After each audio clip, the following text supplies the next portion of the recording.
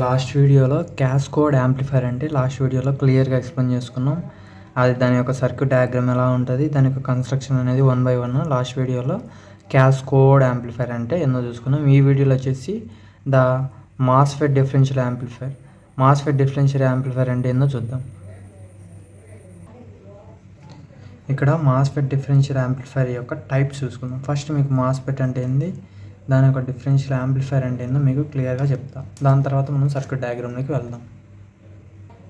MOSFET అనేది మనకు ఎందుకు ఇంట్రడ్యూస్ చేసిందంటే, మనకు ట్రాన్సిస్టర్ ఉంది ఆల్రెడీ. ట్రాన్సిస్టర్లో ఎన్పిఎన్ ట్రాన్సిస్టర్, పిఎన్పి ట్రాన్సిస్టర్స్ అని ఇవన్నీ ఉన్నాయి కదా. కానీ మనకు మాస్ఫెట్ ఎందుకు వచ్చిందంటే, ఈ ట్రాన్సిస్టర్కి సర్టైన్ లిమిటెడ్ ఆఫ్ పవర్ అనేది అది తీసుకుంటుంది. ఎక్కువ అంటే ఆ లిమిట్ కంటే ఎక్కువ ఇస్తే అది బ్లాస్ట్ అయిపోయి లేదా డిస్ట్రాయ్ ఆర్ బ్రేక్ అయిపోద్ది అనమాట. దానికోసం మనకు మాస్ఫెట్ అనేది ఇంట్రడ్యూస్ చేసిండ్రు. దాని యొక్క మోడ్స్ చూసుకుందాం. ఈ మోడ్స్ అనేవి ఇప్పుడు ఈ క్వశ్చన్లో మనకు యూజ్ అవుతాయి. Types of modes. First one వచ్చేసి non inverting mode. Non inverting mode అంటే ఇక్కడ ప్లస్కి ఇన్పుట్ సిగ్నల్ ఇస్తాం, ఇంకా మైనస్ వచ్చేసి గ్రౌండ్. గ్రౌండ్ అంటే ఏంది, ఇక్కడ 0 volts ఉన్నట్టు, ఇది అవుట్పుట్ అనమాట. Next inverting mode. Inverting mode వచ్చేసి మైనస్కి సిగ్నల్ ఇస్తాం, ప్లస్ వచ్చేసి గ్రౌండ్, ఇది అవుట్పుట్.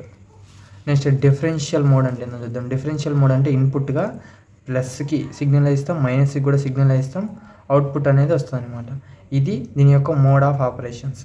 మోడ్ ఆఫ్ ఆపరేషన్స్ అయిపోయిన తర్వాత ఆపరేషనల్ యాంప్లిఫైర్ అంటే ఏందో చూద్దాం.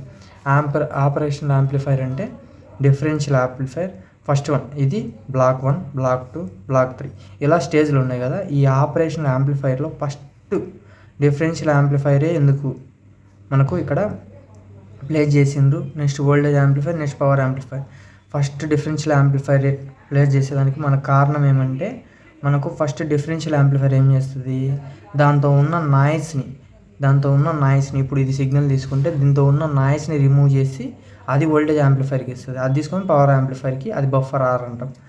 ఇలా ఈ డిఫరెన్షియల్ యాంప్లిఫైర్ అనేది మనకి దేనికి యూజ్ అవుతుంది అంటే, మెయిన్లీ ఇట్ రిమూవ్స్ ద నాయిస్ని రిమూవ్ చేస్తుంది అనమాట. అందుకని ఇది ఫస్ట్ స్టేజ్లో పెడతాం. ఇప్పుడు డిఫరెన్షియల్ యాంప్లిఫైర్ యొక్క సింబల్ చూడండి. ఇది అనుకుంటే ఫర్ ఎగ్జాంపుల్ 5 volts సిగ్నల్ ఇచ్చిన, దీని యొక్క అవుట్పుట్ వచ్చేసి Vout = V2 - V1 అంటే ఈ రెండు యొక్క డిఫరెన్సే మనకు దీని యొక్క అవుట్పుట్ అనమాట. ఇప్పుడు ఇవి అర్థమైన తర్వాత ఇప్పుడు మనం డయాగ్రామ్లోకి వెళ్దాం. డయాగ్రామ్లోకి వెళ్తే మనకు మాస్ఫెట్ సింబల్ అనేది ఇలా ఉంటుంది. ఇది డ్రైన్ అంటాం. ఏదైతే మనకు యారో మార్క్ ఉంటే అది సోర్స్, డ్రైన్, గేట్. ఇక్కడ కూడా సేమ్ సోర్స్, యారో మార్క్ ఉంటే సోర్స్, డ్రైన్, గేట్ ఇలా ఉంటుంది అనమాట. ఇలా ఉంటే మనం ఇలా తీసుకున్నాం కదా. తీసుకున్న తర్వాత ఇప్పుడు వచ్చేసి ఇదొక మాస్ఫెట్, ఇదొక మాస్ఫెట్. మాస్ఫెట్ 1కి Q1, మాస్ఫెట్ 2కి Q2 అనుకున్న తర్వాత గేట్కి వచ్చేసి ఇది మనకేంది బేసిక్ డిఫరెన్షియల్ యాంప్లిఫైర్. దీన్ని ఏమంటామంటే బేసిక్ డిఫరెన్షియల్ యాంప్లిఫైర్ అంటాం. బేసిక్ డిఫరెన్షియల్ యాంప్లిఫైర్ అంటాం కాబట్టి ఇప్పుడు డిఫరెన్షియల్ అంటే ఏంది, డిఫరెంట్ వోల్టేజెస్ అనేవి దీనికి ఉంటాయి అన్నమాట. Different voltages. ఇప్పుడు గేట్కి చూడండి, గేట్కి నేను వోల్టేజ్ ఇచ్చిన, గేట్కి ఇక్కడ VGS1 అని ఎందుకు ఇచ్చిన అంటే ఇది Q1 మాస్ఫెట్ కాబట్టి 1 పెట్టిన.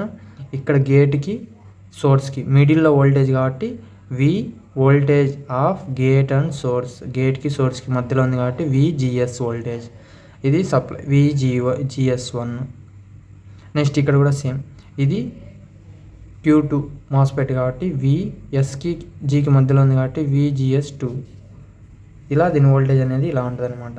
ఇలా ఉంటే ఇప్పుడు మనం కరెంట్ దగ్గరికి వద్దాం. ఈ డ్రైన్కి మనం కన్ఫామ్గా RD అనే డ్రైన్ రెసిస్టెన్స్ అనేది కన్ఫామ్గా ఇవ్వాలన్నమాట. ఈ డ్రైన్ రెసిస్టెన్స్ అనేది కనెక్ట్ చేసి ఈ రెండు దాంట్లోకి ఈ డ్రైన్ రెసిస్టెన్స్కి పవర్ సప్లై వచ్చేసి పాజిటివ్ VDD అనే పవర్ సప్లై ఇచ్చేసినాం. నెక్స్ట్ ఇక్కడ ఉన్న సోర్స్ని రెండు కనెక్ట్ చేసి దాన్ని కంబైన్ చేసి దానికి కరెంట్ ఇచ్చినాం. దాన్ని constant current or ideal current అంటాం. ఈ కరెంట్ అనేది మనకు బయాసింగ్ని ప్రొవైడ్ చేస్తుంది. ఇప్పుడు దీని యొక్క డయాగ్రామ్ అనేది, దీని యొక్క సర్క్యూట్ అనేది ఇలా ఉంటుంది. దీని సర్క్యూట్కి మనం కన్స్ట్రక్షన్ చూద్దాం. చూడండి, కన్స్ట్రక్షన్ చూసుకుంటే in basic differential amplifier Q1, Q2 are not matched. ఇప్పుడు ఇక్కడ ఇదొక మాస్ఫెట్, ఇదొక మాస్ఫెట్, వేరే మాస్ఫెట్ కదా. ఇక్కడ డిఫరెన్షియల్ యాంప్లిఫైర్ అంటే ఇదొకటి అంటే వేరే అంటే రెండు అనేవి మనకు ఈక్వల్గా ఉండవు, అంటే రెండు మ్యాచ్ కావు. The source of Q1 Q2 are joined MOSFETs and connected to a constant current source. ఇప్పుడు ఇక్కడ చూసుకుంటే ఇక్కడ ఒక సోర్స్, ఇక్కడ ఒక సోర్స్ ఉంది కదా, అది రెండు ఎక్కడ కనెక్ట్ అయింది, కరెంట్ ఐకి కనెక్ట్ అయింది. అదే సెకండ్ పాయింట్ చెప్తుంది. Next third point, the drains of Q1 and Q2 are connected to positive power supply plus VDD through RD resistor. ఇప్పుడు ఇక్కడ చూడండి, ఈ Q1కి Q2కి ఉన్న పాజిటివ్ సప్లై ఏంది, VDD అనేది దేనికి కనెక్ట్ అయింది, in between RD of Q1 RD of Q2 దాంట్లోకి కనెక్ట్ అయిందని థర్డ్ పాయింట్ అనేది మనకు చెప్తుంది అనమాట. థర్డ్ పాయింట్ చూడండి, ఇదే positive power supply VDD through RD resistor.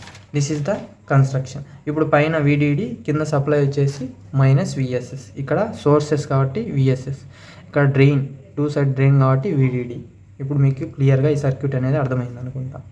This is about this video. Next వీడియోలో నెక్స్ట్ టాపిక్ యొక్క ఇంట్రడక్షన్ అండ్ ఎక్స్ప్లెనేషన్ అనేది నెక్స్ట్ వీడియోలో చూసుకుందాం. Thank you. Please like and subscribe my channel. Thank you.